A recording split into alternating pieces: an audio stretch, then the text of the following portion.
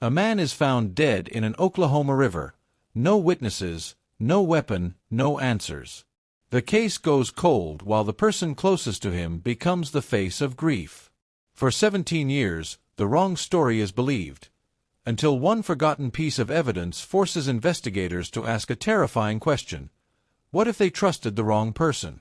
What if the person you believed was a victim was actually the architect of the crime?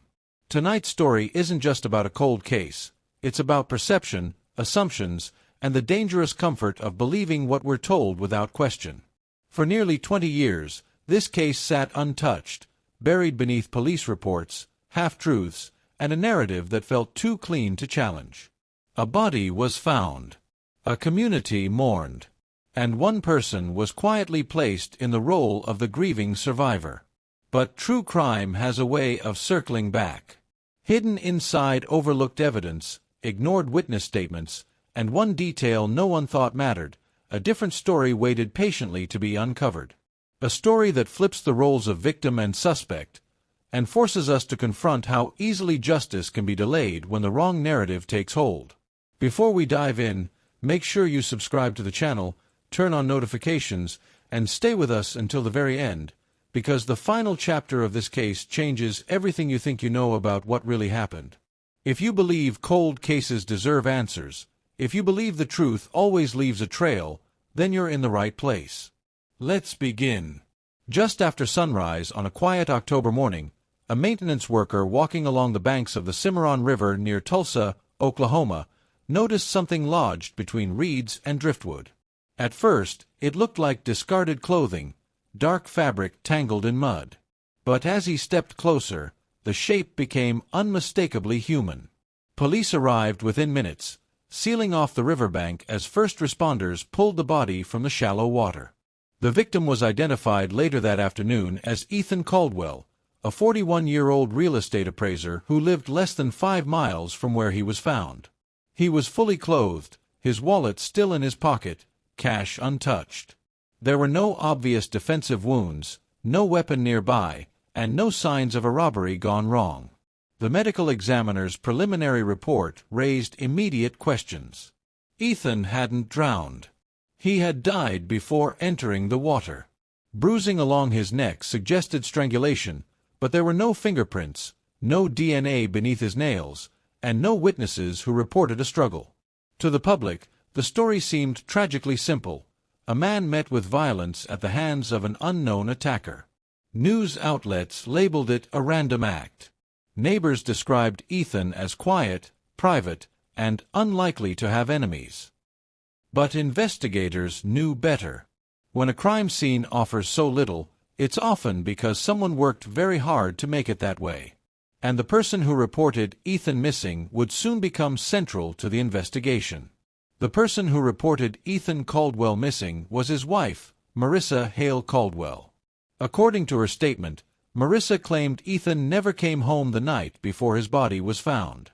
She said the two had shared a quiet dinner, talked briefly about upcoming work schedules, and went to bed early. When she woke up and found his side of the bed empty, she assumed he had gone out for a morning walk, something she told police he did all the time. By mid-morning, Marissa said panic set in. She described Ethan as devoted, predictable, and deeply committed to their marriage.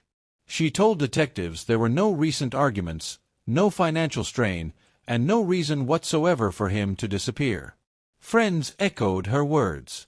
To them, Marissa appeared devastated, soft-spoken, tearful, and cooperative.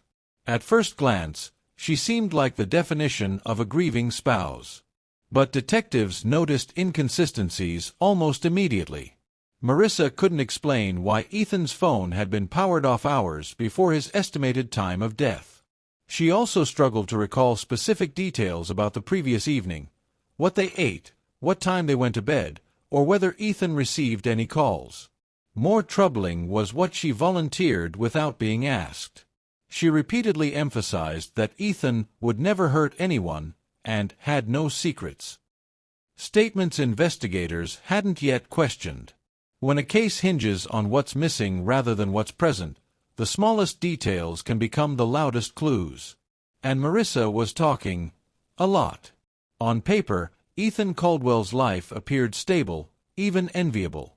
He owned a modest home in a quiet Tulsa suburb, worked independently as a real estate appraiser, and had no criminal record. Friends described him as dependable, introverted, and routine-driven. He wasn't the type investigators usually associated with violent endings. But when detectives began digging deeper, fractures appeared beneath the polished surface. Ethan's work required him to travel alone, often meeting strangers at vacant properties. His schedule fluctuated, and his income had dipped sharply in the year before his death. Bank records showed several late mortgage payments, something Marissa had denied when asked about financial stress. Then there was the marriage.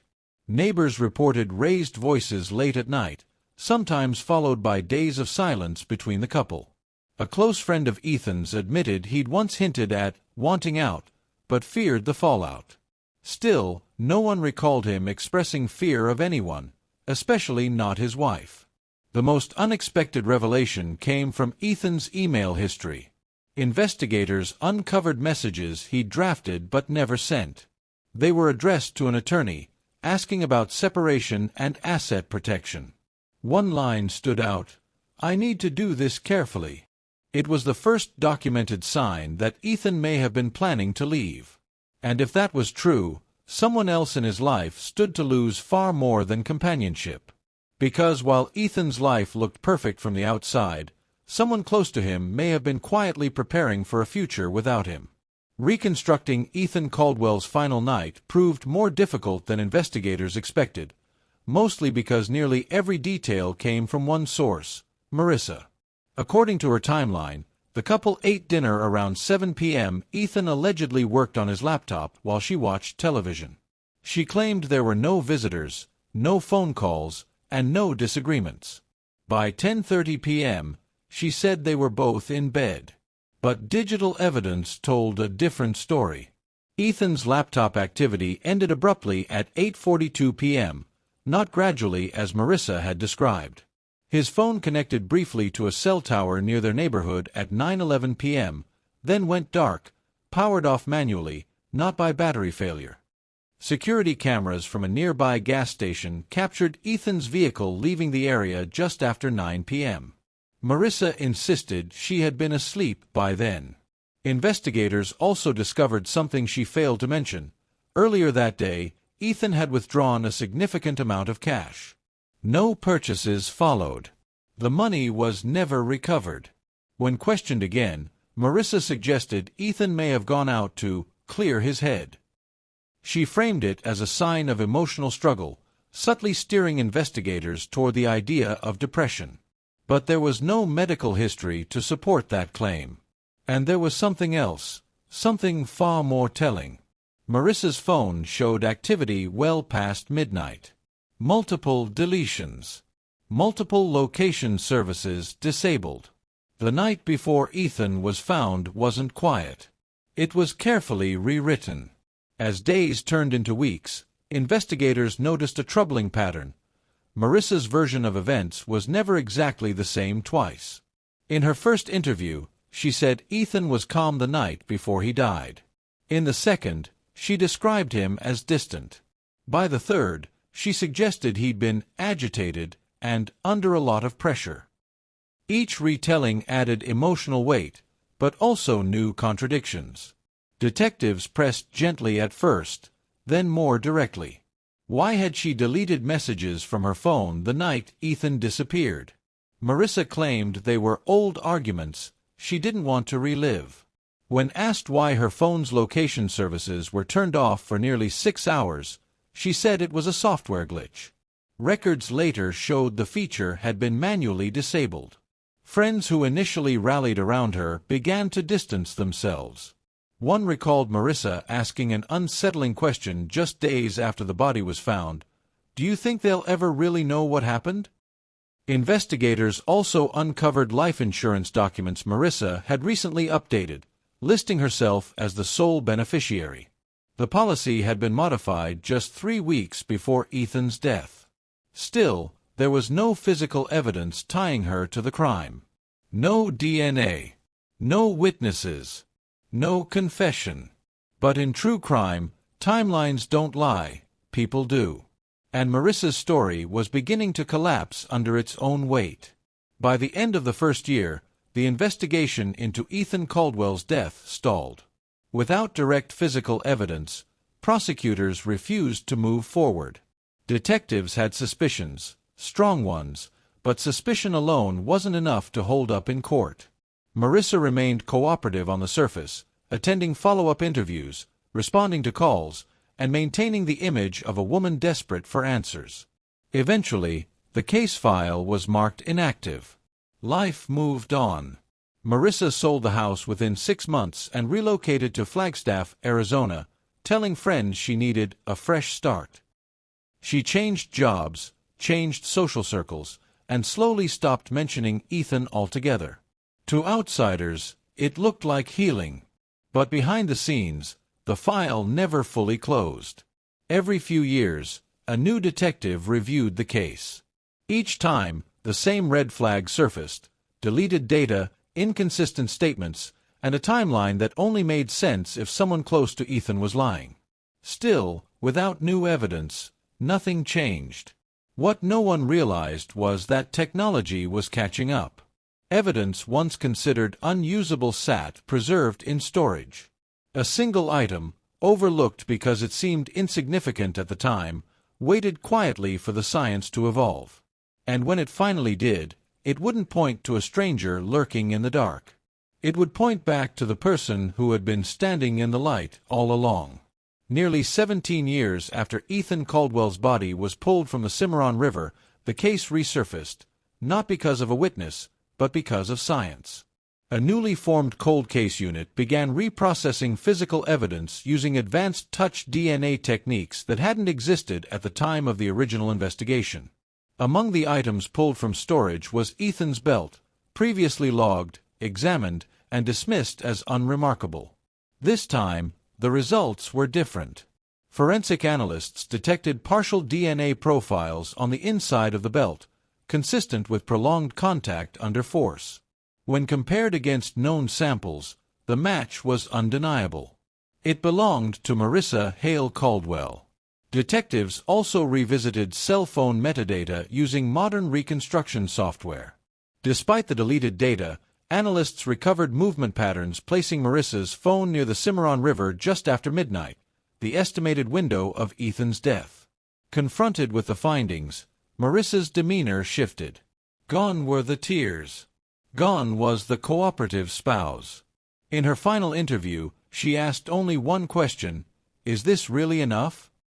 This time, it was. In the summer of 2025, Marissa Hale Caldwell was arrested and charged with second-degree murder. The narrative that had framed her as a victim for nearly 2 decades shattered in a single moment. The case was no longer about a mysterious attacker. It was about the danger of believing the loudest voice in the room. Marissa Hale Caldwell's trial drew national attention, not because of its violence, but because of its reversal of roles. For years, she had been seen as the grieving widow. Now, she sat at the defense table, composed, expressionless, rarely looking toward the jury.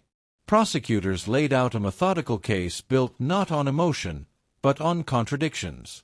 They argued that Ethan's plan to leave the marriage threatened Marissa's financial security and public image. The life insurance policy, the cash withdrawal, and the rewritten timeline all pointed to premeditation. The prosecution suggested Ethan was strangled during an argument inside the home, then transported to the river to stage an accident. The defense countered aggressively. They claimed the DNA transfer was incidental, the phone data unreliable, and the investigation biased by hindsight. Marissa did not testify. Former friends took the stand, describing her controlling behavior and fixation on appearances. A digital forensics expert explained how deleted data doesn't disappear, only hides. The most chilling moment came when prosecutors replayed Marissa's original missing person call. The jury heard her calm voice, noting details she shouldn't have known yet. After 6 weeks, the case went to the jury, and the woman once pitied by the public waited silently for her fate to be decided. After 3 days of deliberation, the jury returned with a verdict. Guilty. Marissa Hale Caldwell showed no visible reaction as the foreperson spoke. No tears. No shock. Just a slow exhale, as if something long delayed had finally arrived. She was sentenced to 28 years in state prison, with a possibility of parole after serving the majority of her term. But the real twist didn't come from the verdict. It came during sentencing. A previously sealed statement was entered into the record, one Marissa had written years earlier but never sent. In it, she admitted she hadn't planned to kill Ethan that night. She had planned to confront him about the emails, the lawyer, the quiet exit he was preparing. The argument escalated. What she had planned, she wrote, was to control the narrative afterward. She believed, correctly, that investigators would look for a violent man, not a composed woman with no history and a convincing performance of grief. She believed sympathy would shield her. And for nearly 2 decades it did. The judge called it a crime built on manipulation rather than impulse.